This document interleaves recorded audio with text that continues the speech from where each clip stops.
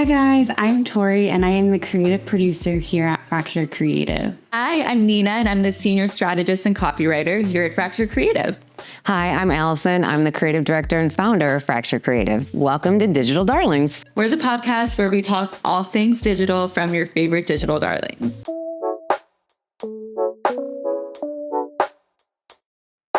So today what you can expect is we're going to have a breakdown on Solo Mio. We're going to talk about some of the ads that everyone saw on the Super Bowl. We're going to talk about how podcasts are taking over the entire world, Including this one. Let's take it away. Question for you guys. Have you seen any trailers or billboards for Solo Mio? Solo Mio is a new movie that's come out starring Kevin James. The story starts back with a TikTok account under the name of This Is Matt Taylor. And so Matt Taylor is this guy who's an art teacher. He did a lot of paintings, like they had a lot of cool Bob Ross style time-lapse paintings going on where he would paint like a pretty scene or a sunset. But the thing that everyone found kind of entertaining is Matt Taylor looked identical to Kevin James. So everyone's like, this is Kevin James, it has to be. I would say this was about 2-3 months ago when the account started. A month into it or so, people started commenting that they're like, this has to be Kevin James. Like, what's happening here? Also, people went to like IMDb and put together that there's a movie coming out starring Kevin James in February called Solo Mio, and it's about an art teacher. Now, the art teacher in the movie is engaged to another teacher who we met in the TikTok journey. Like, we saw them go on their first date together, like until he finally proposed, and we saw the proposal on TikTok surrounded by all the students in the class. But on IMDb, you read the description of the movie and you realize that this art teacher gets stood up at the altar at his wedding in Rome and then decides to go on his eat, pray, love journey and have his own solo honeymoon. That sounds like a great movie. It has been completely under the radar. There's no standard marketing for this movie as far as I've seen. I watch a lot of this stuff. So like the fact is I had seen nothing on it. By the time it hit opening release day, which was February 6th, it was like 800 to 900,000 followers. So this account completely grew organically as far as I could tell. There was no money behind it. They did a countdown leading up to it. Like, it was so cute. So they had like him say, you guys in 5 days. And then he did it in 3 days. And then he said it tomorrow. And it was like him drawing out their names and like a heart and like the wedding date, that kind of thing. And so everybody was just like in the comments now figuring out what's happening. So the comments just got so sad. Everyone's like, no, don't go, Mr. Taylor. Like, it's going to be terrible. Like, you know, and so it was just kind of a wild experience watching everyone like understand and process that they were watching movie advertising through TikTok when they had just been following along this account. Everyone kind of knew it was Kevin James. And then on release day, he put up a TikTok of him in Rome in his tux, crying about how she left him and everything. So the only way they could have done that is if they were filming while they went. Like, that for me has to be, they planned this out the entire time. As they were shooting TikToks on the side. They didn't send him to Rome on on February 6th or whatever. They had already pre-filmed that and they just dropped the TikTok on release day. And then they put him at the Super Bowl on Sunday. So there are pictures everywhere of everyone's like, it's Kevin James, but it's AKA Matt Taylor sitting there in his tux, holding like a bouquet and just looking sad. And like, so it was a whole Super Bowl meme. So there's a new Kevin James meme now. Thank God. You know, God. I saw one comment say, well, this was like such an incredibly cheap execution of a marketing campaign. And I'm like, it was, but it wasn't. Because clearly in tandem with the filmmakers, which is awesome because like we typically get, you know, footage from like a press junket or like there's a designated day with talent when they're doing like TikTok talk dances or like pass the phone to someone, you know, one of those things. But this is really new. And I also feel like we get guardrails, like don't make something that seems like it's like we're saying the character is saying something. Right. Like sometimes we can't really even do text from characters. Like we're doing like text on screen that like could imply that we're writing lines, for instance, or dialogue for the characters. Whereas this is like, no, it is fully meta. It is fully like an actual persona on social media. And I think that's a very unique, smart thing to do. End of January, Kevin James was like on Entertainment Weekly on like a red carpet kind of thing. The reporter was asking him like, have you heard about this Matt Taylor account? There are fake Matt Taylor accounts too, by the way. But he was asking, or she was asking Kevin James like, have you heard about this account? And he's like, no, I don't know what you're talking about. I don't know what this could possibly be. While wearing the same hat that Matt Taylor had recorded a TikTok in earlier that day, or dropped a TikTok in. Yeah, I am interested if this is all part of the film. I do wonder, like, we haven't heard of this. I know. Like, I am on TikTok, but maybe it just wasn't in my algorithm. Like, they clearly put all of their marketing budget, if they have budget, into this. So it's like, how much can organic marketing online go against without any paid? I think it's a really good question, right? There's like about 800 to 1 million followers on the TikTok account now. So that's good exposure. But we also know that sometimes turning organic TikTok experience into sales is not always a direct line either. Authentic. Weren't you saying someone was talking to you about how they recognize? Somebody in the comments, this was so smart. This was like on the 3rd or 5th TikTok that they had released, said, guys, this has to be something manufactured, because no TikTok teacher will ever put their students on TikTok. And I think back to all the teachers that I follow and the teacher accounts, and even when they're in the classroom, that camera is always pointed only at the teacher. And sometimes you can hear the kids and stuff, but you'll never see them on camera. Or they have the like heart emoji over. Or they'll do the apple face or something like that so that you can't see. And in this case, he just turned it around and was just full on. So those kids were movie actors. And that's why they could be in there like that and safely put on the internet, so to speak, in that sense. Yeah, so then you're kind of thinking it isn't cheap because you have all of these actors in this TikTok. Curious how much this cost. I think now that it's out, people are going to start to examine the marketing that happened with this movie. And I think it'll be really fascinating that hopefully someone comes out and kind of gives us a cost-benefit analysis of it. The only unfortunate part for me is that it didn't turn into a full-fledged motion picture campaign. Yes. Like where they could have taken all. At Super Bowl, though, he was there. Like, hopefully that does mean they have like a little bit of money behind it. I mean, they had to pay for a Super Bowl ticket, so there's that, you know, and Kevin James to show up for that Super Bowl. Yeah. Which I'm sure he was like, oh, really? You guys make me go to the Super Bowl? I wonder if he's more part of the process than just an actor. Because that would make more sense if he's also actively producing on it. Yeah. Because he was so engaged in this stuff. Because now this is 2 examples in 1 month of movies releasing without big studios behind them. Because we have the Markiplier Iron Lung, the YouTube movie that came out. Yes. And it was holding its own at the box office with no real advertising as well. Yeah. And then you have Solo Mio coming out with no real advertising behind it. I think there is something to be said about traditional billboards, bus shelters, TV spots, you know what I mean? Because like, I didn't even find a Solo Mio TikTok account or Insta account. So I don't know if it's out there. The Matt Taylor one is the only one I know that's associated with the movie. No, wow, that's a strong, bold choice of them. They don't come out post the release of the film. They'll have like a place that all of this information lives, but there has to be a reason. Like and maybe it's just to have this conversation and be like, we have to see the movie. Yeah. So how does it move into home entertainment window, or what we call PVOD, the sales window, right? So like, are they going to keep the TikTok account up?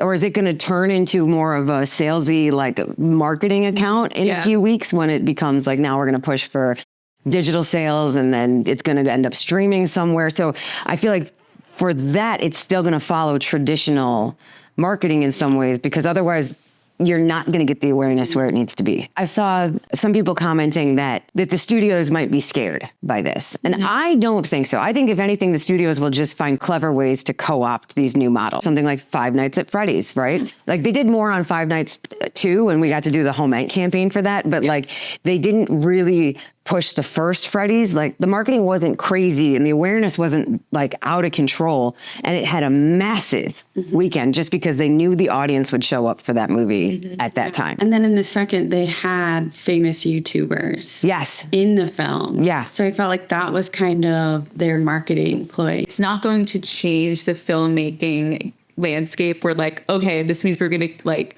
everything will be organic and like, we'll do like indie filmmaking will be like, you know, the main focus. It's more like you think like the studios are now going to go approach these indie filmmakers, like and the director and be like, all right, we'll give you the big budget to do the next one now. I could be wrong, but my feeling on it is that like the idea of Iron Lung is not so that it can keep making independent movies. The goal would be to get the attention of the studios and that the next Markiplier movie is backed by Universal or Warner Brothers or something with proper marketing budgets and all that. That's my feeling. I could be wrong. It could go the other way. I mean, how many times can you repeat the Matt Taylor thing before people are like, this has been played already? Some of these tactics and whatnot, like they don't have longevity. or repeatability all that much. It's interesting. It's the first instance I've heard of it where it's like fully meta from start to finish in filmmaking. So random, but I'm thinking of like the show The Paper on Peacock, and I wonder like what it would look like if they even had like a character on it that was like TikTok only in a way. And it's like their perspective of the office. Almost like the social guy or the social person in the office is running a TikTok. Fans are on both now. Like they're looking at both screens. Yeah. So I mean, like when you think about the Real Housewives, let's talk about When it. they're I'm always thinking about it. when you're not watching the season, you're following up with them on their socials. So true. We're kind of, I think, steering the marketing teams to a new direction. Yeah. And maybe like it's anamorphizing the characters as like having social presences, you know? Like a character becomes a personality and like a parasocial relationship develops. Because we all have parasocial relationships with Matt Taylor. Not Kevin James, but Matt Taylor. You know what I mean? Like, so maybe it's bringing marketing on from literally pre-production, not post. Like you're like, there's marketing very intensely like the minute you're on set and like cameras are up. if you're going to take an hour to go shoot a reel or a TikTok, like that has to be scheduled out into the day. It has to be allotted for on production schedules and whatnot. You know, you're not just flying by the seat of your pants saying, oh, let's go shoot this TikTok now. Solo Mio, they started it in pre-production. I don't think they went back and shot all these. I think they shot them as they went. That's my feeling. Fascinating. Yeah. How does social continue to change marketing? It's just a constantly evolving question. I'm curious if, it crosses the boundary of organic, but it has paid elements.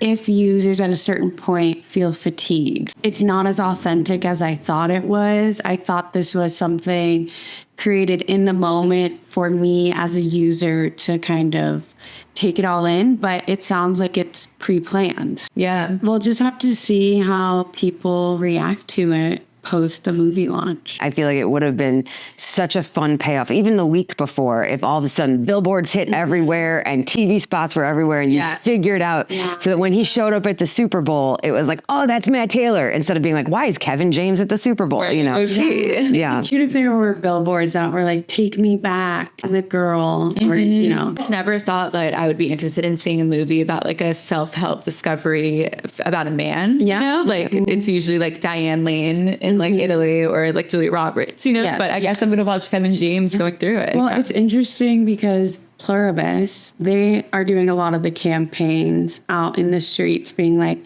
hi, Carol, we're thinking of you, Carol. Yeah. So it feels like we are Carol and we are part of that world. Yeah. So it's interesting how the worlds of our shows are now taking over our world.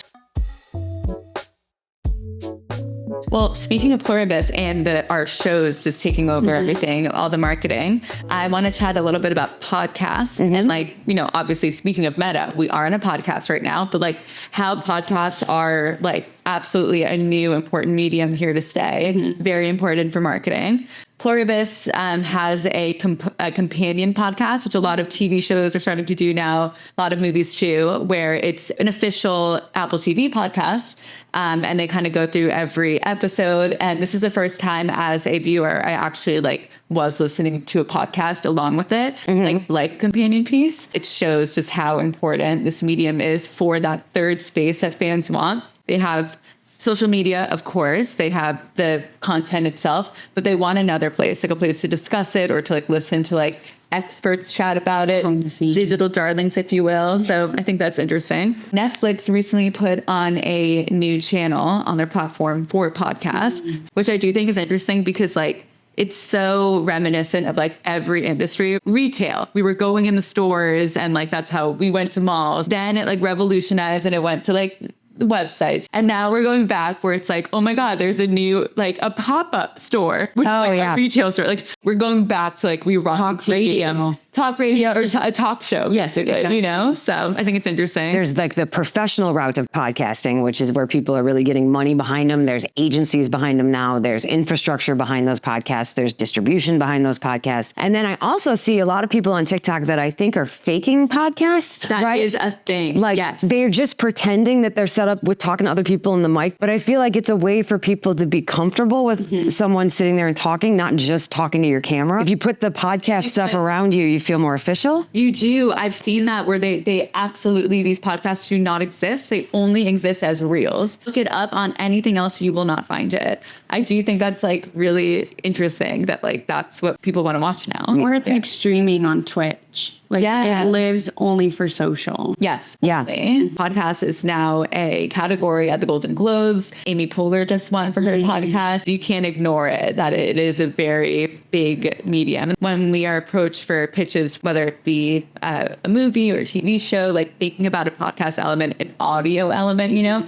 how do we reach fans that are like walking on the go in their cars, on the trains? Like how can we reach them, give them something as a fan, as a consumer? Like along with like interview junkets, now everybody's doing podcast junkets, right? Yeah. So you have your day where you go around and film a bunch of podcasts, and then you have the day where you film around, you know, sit there and the reporters come in and out. For The Rip, Matt Damon and Ben Affleck were just doing a whole podcast run for advertising on that. One battle after another. Leonardo DiCaprio was on a podcast. Yeah. But we do not, as Nikki Glaser said at Golden Globes, we don't have a lot of access to him. We don't know what his personal life is like actually. I think fans like podcasts because it sounds like you're like in the room with them, and it's like a little bit less glossy than like a press junket. As someone who loves watching these people in these films, I want to hear everything. I want to hear what you ate for breakfast. Were you in traffic? Like, tell me it all. Yeah. What else do you want to hear? I want to know what clothes you're wearing, where you're shopping, if you love me. You hear that, studios? That's what she wants. That is the cool thing about it, is that everybody can find their space in the podcast world. Whether you're just a listener or actually trying to podcast yourself, like though it is oversaturated, there's a lot of little topics that people really like diving into. And, you know, like sometimes when you're just doing these general, broader podcasts, you can't get as specific. For me, like if a podcast has humor in it, like people like want humor with podcasts. And the personality of the people on the podcast. You know, like I find these smaller podcasts like ours to be some of the best because it's not overproduced. It's you're seeing the inside through us and through our eyes and our lens on how we operate in this industry and the work we do. So you're not getting a very copy and paste version Yeah. at our podcast. Agreed. With that being said, kind of in the copy and paste realm, AI has taken over advertising. And I'm sure a lot of our listeners, along with you guys, watched the Super Bowl or the Bad Bunny Bowl, as people are saying. There were quite a few commercials that gave me pause because I wasn't sure if it was AI, CGI, or puppets. So a couple of them were the Pepsi commercial. I'm sure you guys saw with the polar bears. With the polar bears, which I thought was really clever.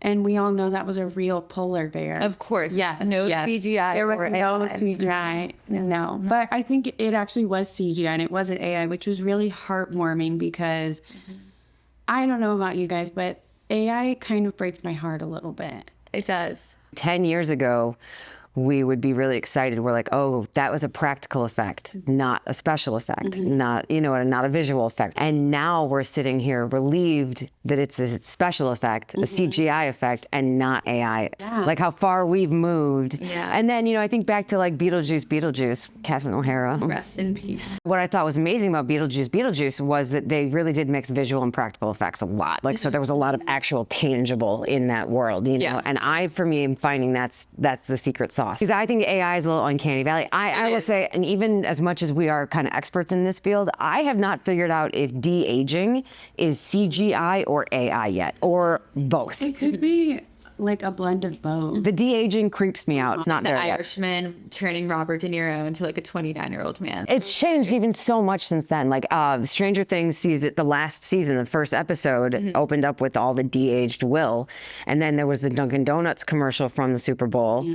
And Scary. then the Jurassic Super Bowl commercial, the Xfinity one, where they de-aged them all. Do we hate aging that much? Like, I mean, do we? I need this. And it also just shows, like, not with those commercials necessarily, but like we are in, of course, a time of like sequels and then prequels and then like the same franchise over and over again. So like they have to de-age these actors, you know, but it's also goes to show not a lot of like newer things are being made. A brand new person. I'm assuming it'll keep getting better too, but right now I still think it's uncanny valley creepy. I do too. Yeah, I mean, when you watch older films right now with the CGI, or like even some of the early Harry Potters when they're like flying around, you can tell it's very rudimentary in what they were doing. And you're like, this looks terrible. But I think we kind of crave that. Just some context. Those movies are also 20 years old now. Yeah, they are. 2 years old. No. 2 years old. 20. I also found at the Super Bowl, every other ad commercial was for an AI company. Yeah. I'm like, how many freaking AI companies are there? Well, I saw the Matthew Broderick one, and that was Bueller. the Ferris Bueller one. Like, I got the tongue-in-cheek playfulness of all of it. You know, have AI create your slideshow for you. And I'm like, is that really where we're at right now? Because I feel like you'd probably need to check it. You'd probably need to change some of it. Like, you can't just be like, boop, okay, work's done, close the laptop. I know people who they use ChatGPT to construct texts for them. like a breakup. At anything, or just anything like, hey, I want to get together for lunch. It's like, if you start relying on AI to do such rudimentary things for you, like, you are going to lose the ability to communicate. Our IQs are severely going to go down as a population because we won't even know like what a prepositional phrase is or how to conjugate a word because we're using robots for everything. Okay, I sound like my mother. But the funny part for me is you are our AI enthusiast. You're the one excited about it. I am. I know. I'm like so hypocritical. What I really like about AI is I like being knowledgeable at how I can use it. I don't want to be 15 years down the line and everyone who is a generation younger than me or my peers know how to use these softwares. And I'm here stuck being like, how do I change the channel? Yeah. How do I print this PDF? I can't connect to the Wi-Fi. But I don't think that AI should be taking over our creative spaces. And so I want to know how to operate and, dare I say, communicate with technology like it's a second language. But I don't think that this should be taking over writing, making movies and films, art. Graphics. Exactly. Yeah. I still think that we as people should hold on to that love of art and creativity. But I also don't want to get too far behind from technology because it's ever changing. How many commercials got made with AI? And I believe this Svedka vodka commercial they said was an AI commercial. I don't think I watched that one, so I need to check that out. It was evidently an AI commercial. Oh, was with, it? Robots and like weird that's Svedka, like mannequin, Yes. like mascot. You know, like it was very clearly AI. Okay, all right, yeah. So there's that, which is creating them with AI. Yeah. And then there's the AI companies that were also being promoted. So there's two different facets to the AI conversation in just the Super Bowl commercials by themselves. The Budweiser commercial, How do they always make us cry? we Googled that one and we saw that they mostly use live animals. So it's like, all right, so now Budweiser's going old school again, you know? Yeah. Manscaping, they use puppets. It's fun because it starts the conversation. I think quite a few people didn't think it was a puppet. And actually Manscaped was commenting on the video. People were like, this is AI. And we're like, no, it's not. You should actually go check out the puppeteer who made it. That's cute. Yeah, it's really cool. That's really cute. You know, there were a few that kind of got lost in the sauce. The conversation's not there, and I kind of wish it was. Like the Emma Stone commercial I thought was really good for Squarespace. I don't know what a Bitcoin is. I don't want to know what a Bitcoin is. I did like the simplicity of that commercial where it was a Backstreet Boys song. The karaoke one. It was clever using those lyrics and like the simplicity of that. For today, that's all we have on the Digital Darlings podcast. And don't forget to follow us at Digital Darlings on Instagram and TikTok. And you can find us on Apple Podcasts and Spotify. Thanks, guys. Thank you. We love you. Bye, guys.